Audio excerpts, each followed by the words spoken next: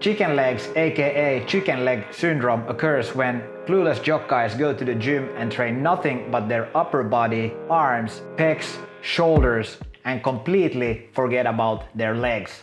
So the question is, can you get rid of chicken legs with the help of calisthenics? Now, this friendly reminder was important for me to train my legs, as knee injuries are top injuries today, both in sports as well as in daily life injuries. If you also struggle with developing strong legs that you would like to support your daily life as well as boost athletic performance while you might be on a tight time budget, this video is for you. And this is really my personal experience to say that bodyweight is superior functional movement compared to weights. It's basically just an anecdote. But if you also like this kind of training, still one good goal would be to aim to lift with your legs. I think you should be able to squat at least 1.5 times your weight. For me, I almost weigh 80 kilos. I would squat 120 kilos. I'm not yet that, but in the future on this channel, we will see how that develops. Also, let me know below in the comment section how much do you squat? And why should you focus on something like this? Well, again, leg injuries and knee injury especially is such a common problem today. And when you think about working out, it's not so much about warming up or doing stretches. It is actually about training strength, making sure the muscles support the joints and you don't get injured. For instance, when you squat or do some plyometric explosive jumps, it is really important that the knees don't cave in. For instance, that can be due to that your glutes are weak. For instance, if you're like me, I work in our startup, I sit a lot in front of the computer, so that's really bad for the glutes. We will also address this today. So as you know, it's really important to have strong legs, as injuries to your legs can be detrimental. Now, strengthening your legs with functional training is a great benefit, as there are countless useless surgeries done today that could have been helped by strengthening your legs both before the injury and after the injury. But I can attest to that. I didn't injure my knee, but I injured my ankle in Brazilian Jiu-Jitsu. I ruptured all the ligaments in my ankle and I was about to go into surgery, but in the last minute I decided not to do that. I instead focused on conservative treatment, meaning that I did a lot of functional training and physiotherapy. And of course, if you have some major injury, go check it out. Obviously, this is not medical advice. I'm just a random dude on the internet. But I think strength training is such an underrated tool.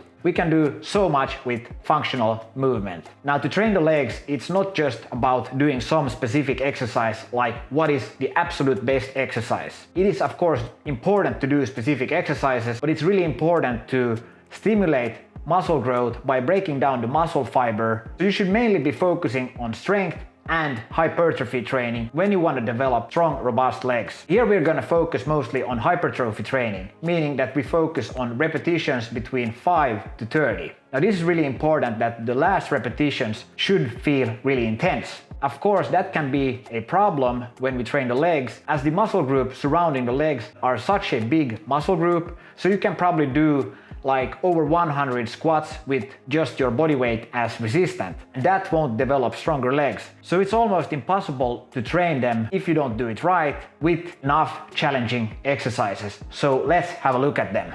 So to be honest, I'm not really into warm-ups. That's why I keep them short. But when we train our legs, we have quite demanding exercises here. As remember, compared to weights, we actually have to stimulate the muscle growth by breaking down the muscle fibers. Now, we have to use a unilateral exercise focusing on one leg at a time, as these muscle groups are so big. Compared to weights, it's easier to do that. But also, the great thing about bodyweight training is that these are great for mobility, and that's why we do this pair of 3 athletic runs on the spot. So a little bit to contradict myself here, as the warm-ups for the legs are a little bit more important for me, as I like to do these mobility exercises for my ankle, as otherwise I will have somewhat of a challenge holding my balance in, for instance, the pistol squat, which is a huge focus here. The first exercise that we want to do is to target the side glutes, which become inactivated, for instance, if you also sit in front of the computer a lot during the day. Now, why is this an important exercise overall is that if the side glutes are not strong, the risk of knee injuries, as when you squat down,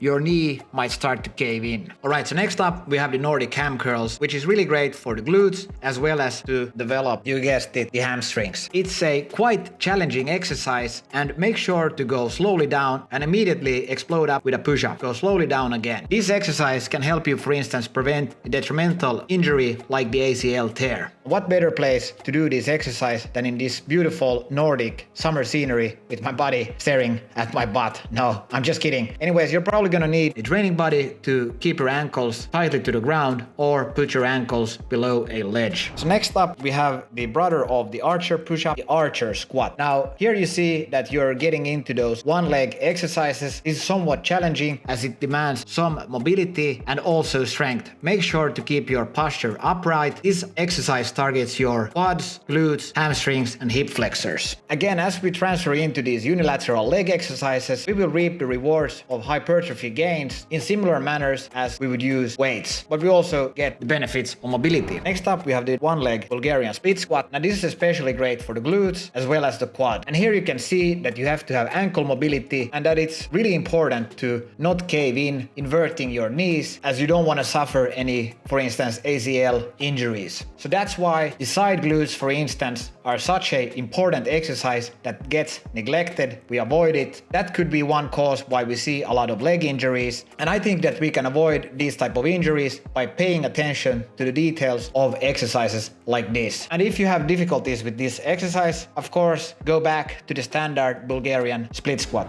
Next, we transfer into the king of calisthenics leg exercises, the pistol squat. And here you're gonna need that mobility that we have developed and also a lot of strength. Again, pay attention to not cave in the knee, don't invert it. This exercise develops the full leg, the quads, and even the hip flexor on the resting leg, as you gotta make sure that the resting leg's ankle doesn't touch the ground. If this is too hard, you can do an elevated split squat, which takes some of the load off. So finally, it's about icing the cake. As we are developing that athletic power, we want to do these explosive plyometric squats that really fatigues the muscle. We're gonna take everything from them to get you to the next level. Good luck. Finally, it's time for the cool down and the deep squat. In my opinion, this is the most neglected, most bang for the buck cool down exercise you can do. I would argue it's even part of the workout. If you do a lot of weighted training, this will help you take those tree trunk legs that are hopefully strong, developing mobility so they become strong but mobile bamboo legs. This really supports all the exercises that we did today, but also it's a great exercise for supporting your daily life. A lot of people can't really do this exercise. They have tight hips, tight ankles, even though this is a natural position for us human beings. For instance, when you tie your shoes, you're kind of in this position. And actually, being able to tie your shoes at old age is correlated with longevity.